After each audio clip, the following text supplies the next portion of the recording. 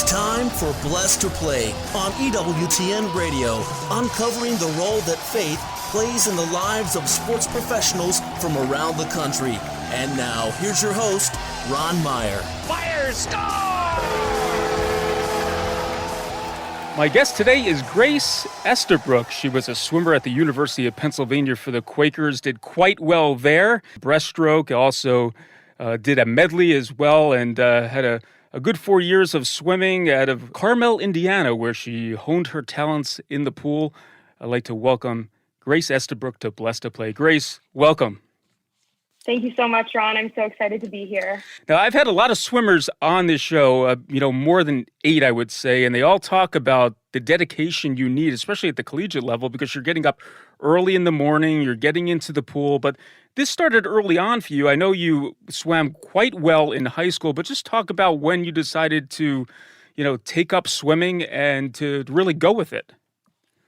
Yeah. So I started swimming competitively for Carmel Swim Club when I was 7 years old.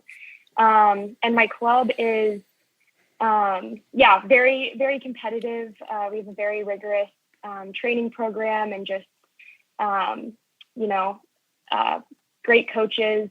And I decided to swim in college when I was a junior in high school, I would say. That's when it really, kind of the decision was cemented in my mind that I was going to pursue swimming in college. I was never, great growing up. And then in high school, just started to get better through the help of my coaches, dropped some time, and then was, had times that would make me able to swim at the Division I level in college. That's kind of the background of how I ended up swimming. Yeah, let's back up a little bit. Well, at Carmel High School, you were the captain of the swim team. You were a 3-time state and national champion, a 2-time individual state champion in 200 medley relay, and a 3-time Scholastic All-American. So obviously you were smart and you had great athletic ability with swimming. So why the University of Pennsylvania out of all the schools?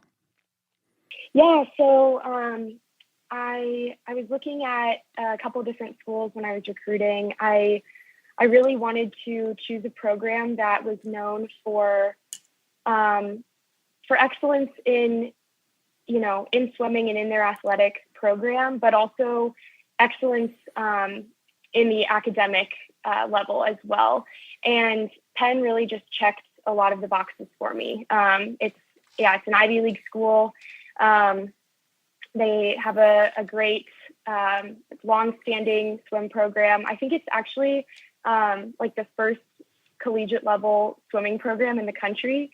And my coach has been the head coach for over 25 years. They needed a breaststroker right at the time when I was getting recruited. And so it really just checked a lot of the boxes for me.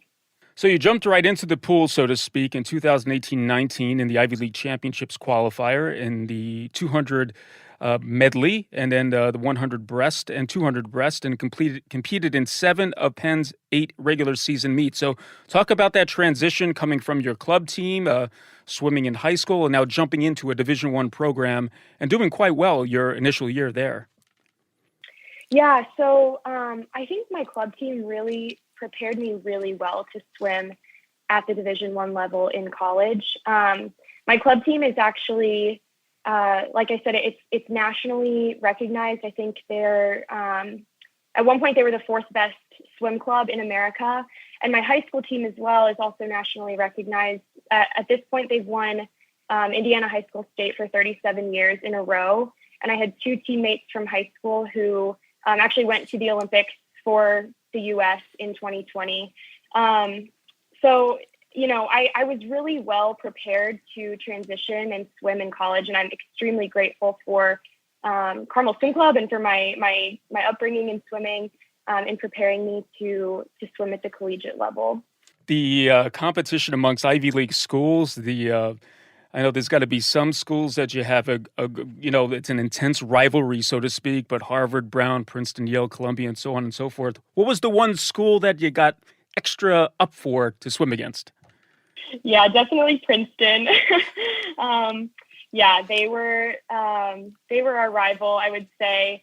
I don't think that they would say that, Penn was their rival, but we always, got really up and ready to take on Princeton. And I would say Columbia there as well, just because they are the closest. I guess Princeton is the closest to us, but they're the second closest to us in terms of distance. So those two, we would always get really excited before our dual meets for those two schools. Yeah, most of the Ivy League schools are all clustered together within, 1 or 2 hours up to 3 hours in Northeast and New England as well. Blessed to play Ron Meyer. We're chatting today with Grace Estabrook, and she swam competitively for 4 years at the University of Pennsylvania for the Quakers. And I want to talk about the dedication to be a Division I swimmer. I talked about it earlier about those early mornings hopping in the pool. I'm sure there's times that you didn't want to go hop in the pool, but it's really a year-round training type of a sport, and you don't get much of a rest. Maybe you could expound on that. Yeah, that's definitely true. I think even just taking like a week out of the pool and you definitely feel out of shape when you get back into it. So you really have to be on your game and just at practice, every single practice that's on your schedule. And I would say, I was swimming probably 45 to 50 weeks out of the whole year. We hardly ever, took breaks or took extended breaks at that. So, it was, grueling, but I loved it. And, we're getting up early. I was getting up in the 4s and 5 a.m. Multiple times a week, and just going to the pool, going to the weight room, training every single night as well, training on Saturdays. We had one day off a week. You're just swimming's your life. You're swimming constantly. You're in the pool constantly. I think I was probably wet more than I was dry when I was swimming. So but I loved it. Well, I know the COVID year of 2021 was difficult for any athlete, but during this year, you really had no meets, and it was canceled. So, as a Division I athlete, how did you make the best of it, and how tough of it was it a year not to compete as a swimmer? Yeah, that's a great question.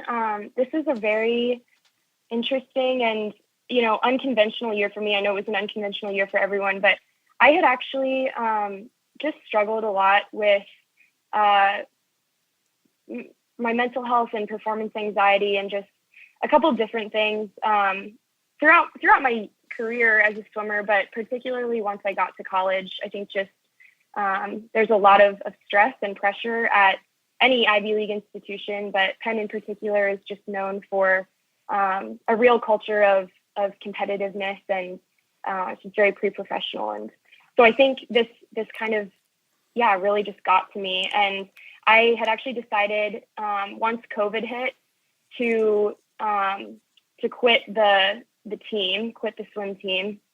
And, there really wasn't anything to quit from, because the Ivy League was one of the only conferences in the country, maybe the only one, that had decided to cancel their season for all of their sports. And I just saw this as kind of an out from this, an easy out from the sport. And I took it. And so I actually took like a year and a half off of swimming altogether before deciding to actually come back and rejoin the team for my senior year. So, I only competed for 3 years, but there was only 3 years really to compete anyways during my 4 years at Penn. But yeah, that's a little bit more on my story. Yeah, 3 competitive seasons. And we're going to talk about how faith played a role in all this and overcoming some of these obstacles. Blessed to play Ron Meyer, chatting once again with Grace Estabrook. She swam for the University of Pennsylvania for the Quakers in the Ivy League.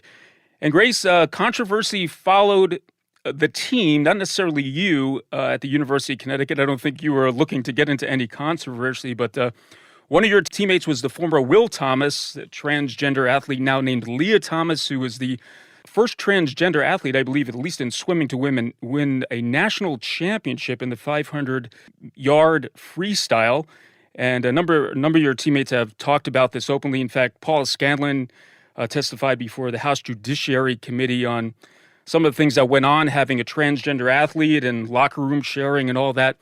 I want you to talk about whatever you feel comfortable talking about, but what I'm interested to know, what was the morale of the team? Even though Leah's success helped the team out collectively, what was the morale of the University of Connecticut swim team during this whole transgender controversy? Yeah, so I think there was a really mixed effect in terms of morale in response to having Leah swim with us on my team. So there were definitely some girls who were really, really hurting, who, their relay spot had been taken, their spot on our Ivy League team, our conference team at the end of the season, that was taken from them. And just, the whole issue of having a biological male with us in the locker room, that was definitely a struggle and a cross that many of us were bearing. And, there were also some girls who were totally fine with it, thought that it was fair, who didn't really see a problem with it. And I would say the majority of girls probably thought that it was unfair, but didn't really want to speak up or show too much emotion on the issue. And so they just kind of stayed silent and suffered in silence. And it did make for a very hard season for us. Just on top of everything with Leah, we had 2 coaches for a 70-person team. So at Penn, it's a combined program, men's and women's swim teams practice together. We go to meet together. And so we only had 2 coaches for all 70 of us. And I think just the constant media coverage of our team and just, just extreme kind of scrutiny, we were just always under the spotlight. That made it very difficult for me and my teammates, as well as just the total lack of support from the Penn administration. Just a lot of things going against us my senior year there. And I had really tried to just be a compassionate listening ear to anyone who needed to talk and just freely be able to express their emotions. And especially if their emotions didn't line up with the message that the university and that the Ivy League were pushing for us. All right, let's take a break. We're going to find out what Grace Estabrook is doing now on the campus of Mount St. Mary's in Emmitsburg, Maryland, when Blessed to Play returns after this.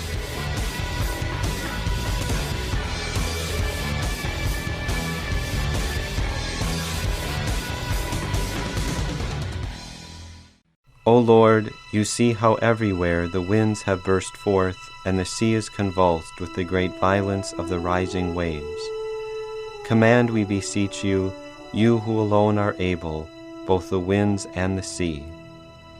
Restore to mankind the true peace of your name, that peace which the world cannot give, and the calm of social harmony. Under your favor and inspiration, may man return to due order, and having overthrown the rule of greed, bring back again as ought to be the love of God, justice, charity toward neighbor, temperance in all desires. May your kingdom come. May all recognize that they are subject to you and must serve you who are truth and salvation, that without you they labor in vain. In your law is reason and fatherly kindness. You are ever at hand with your strength and your copious power to help man to keep it. Life upon earth is a warfare, but you watch the contest and aid man to conquer.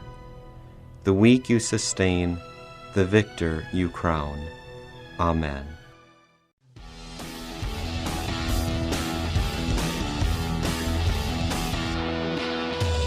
Welcome back to Blessed to Play. Ron Meyer, joined today by Grace Estabrook. And if you listen to the first half of the program, you know that she's a darn good swimmer. In fact, she swam competitively 3 seasons at Penn. 1 year was wiped out because of COVID, and primarily in the breaststroke, did a medley as well. Had some good times in her breaststrokes, and also qualified for the Ivy League championships on a number of occasions. And Grace, we talked about your athletic talent the first half of the show, but I know your faith as a Catholic has a lot to do with you being on this show and why you'd like to talk about it. So talk about faith in general and how it assisted you as a swimmer at the University of Connecticut. Yeah.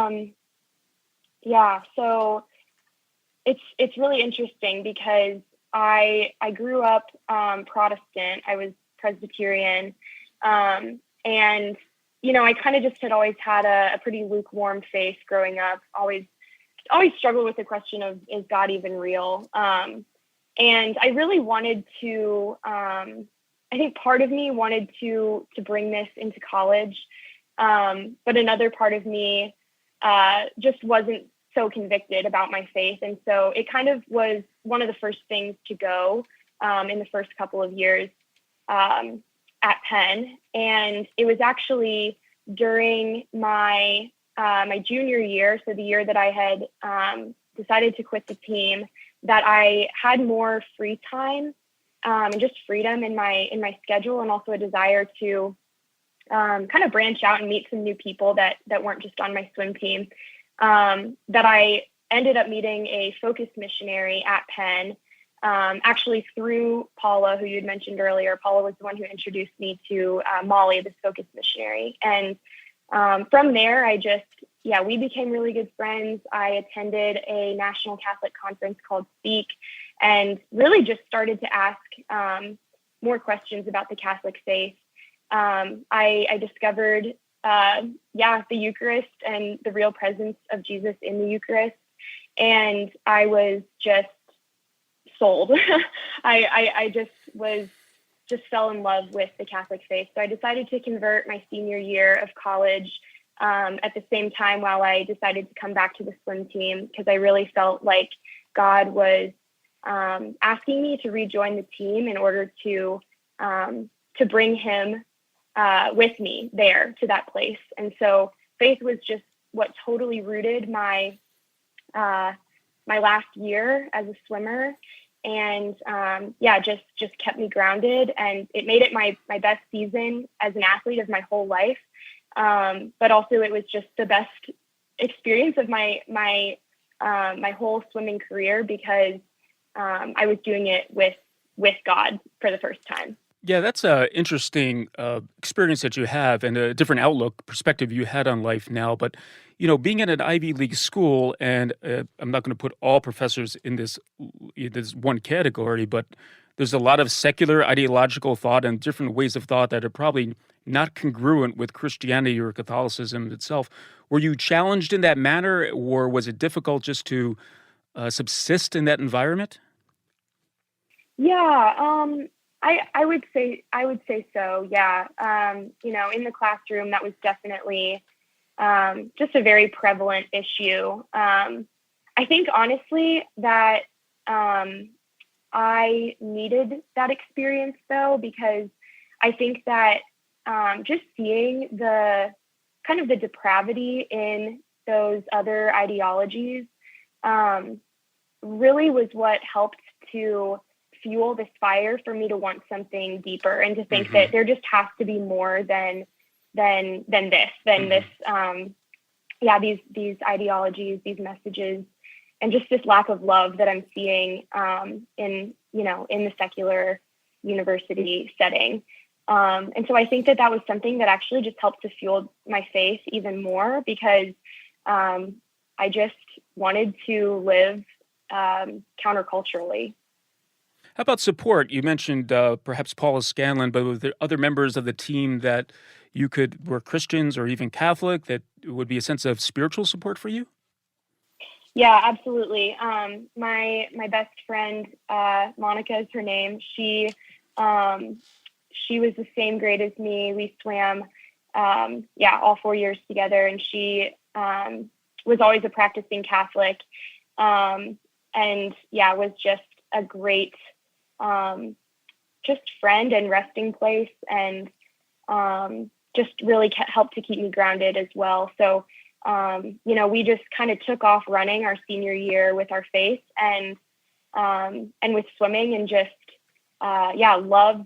loved being able to do that together. I remember we would pray in the locker room before practices together, and would just offer up our practices for our teammates and for our families and for anyone else who needed our prayers. And it was such a blessing to have a teammate who saw the world the same way as me and just was on fire for her faith, and wanted to live it out in the pool as well. Now, Grace, when one graduates college, when you're young, they want to find a good job that's paying adequately, and you decided to take a little bit non-tradish path. You're now on the campus of Mount St. Mary's, as I mentioned, in Emmitsburg, Maryland, but it's not a corporate job. It's something totally different. Why don't you explain what you're doing on the campus? Yeah, so I'm a Focus missionary. Focus stands for the Fellowship of Catholic University Students. And yeah, I mean, my life, my faith was totally just transformed through Focus. And I decided during my senior year that I wanted to do the same thing, the same gift that had been given to me. I wanted to be able to go and give that gift to others. So yeah, it's definitely not a corporate job. It's definitely not, high paying. I fundraised my whole salary. And yeah, Focus places you at a school where they think that you would be a good fit. And so they placed me last year when I graduated here at Mount St. Mary's University in Emmitsburg, Maryland.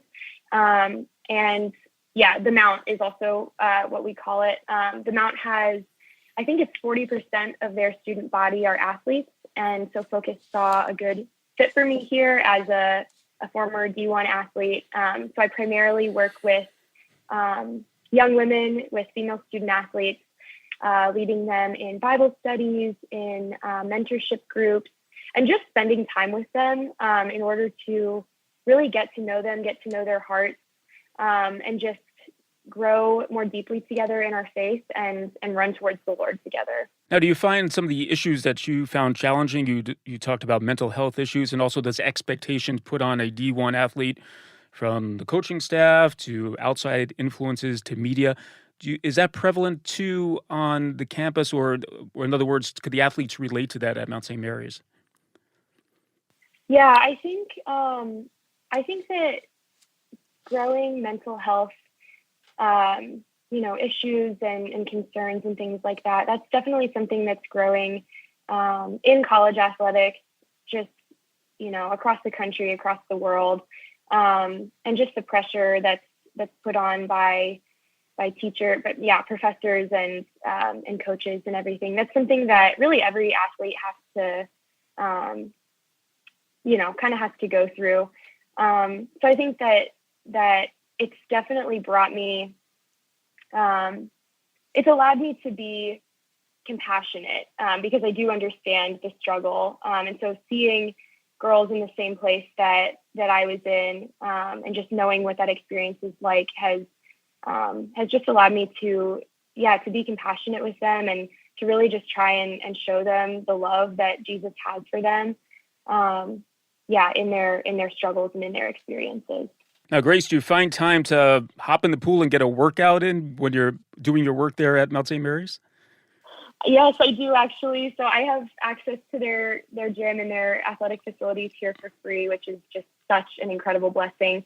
And I would say I get in the pool about once a week. I definitely don't do as much as I used to, but I have started doing this set where it takes me about 30 minutes, but I pray the rosary while I swim, and I just love it because I can pray to our Blessed Mother and also swim and just have the that feeling that I had of being a child, and just having freedom with swimming, and it just being really fun and a place where I can just come back to and rest, but also pray and have the Lord with me there too. Indeed. And I know during the Olympics, obviously America's watching swimming. Swimming's, right at the forefront there out of all the summer sports. What swimmer did you look up to as a young Grace Estabrook in the Olympics? Yeah, definitely. I have two, but first would be Katie Ledecky. She just is incredible. One of the most, decorated athletes of all time. She's also Catholic. I remember reading somewhere that she would pray Hail Marys before she competed, and she just became really good from such a young age. So she was one of them. The other was Lily King, who is actually a breaststroker from Indiana. She competed at the same high school state championships that I did when I was a freshman and she was a senior. And a fun fact is I actually got to swim next to her when I was a junior in high school at IU. She went to Indiana University. And so I definitely looked up to her as well, just, because she swam my event and she's from my home state. Well, good stuff. Well, Grace Estabrook has been our guest. She did quite well in the pool, folks, swimming for the better part of 3 competitive seasons at the University of Pennsylvania for the Quakers. And now she's on a different college campus at Mount St. Mary's, affecting the souls of collegiate athletes with her life experience and her faith. Grace, thanks so much. I do appreciate the time and for joining us today on Blessed to Play. Thank you so much, Ron. It was such an honor and pleasure to be here. Hey, Blessed to Play fans, check us out on the web at blessedtoplay.com. That's blessed, 2 play.com. You can like us on Facebook and follow us on the platform X, formerly known as Twitter, at Blessed to Play. For Grace Estabrook, I'm Ron Meyer. Thanks so much for joining us. We'll catch you next time, right here on Blessed to Play. You've been listening to Blessed to Play with host Ron Meyer on the EWTN Global Catholic Network. If you have a question or comment about today's show, feel free to email us at info@blessedtoplay.com. That's blessed, 2 play.com. You can also connect with the show on the web at www.blessedtoplay.com. Again, that's blessed, 2 play.com. Join us again next time for Blessed to Play on the EWTN Global Catholic Network.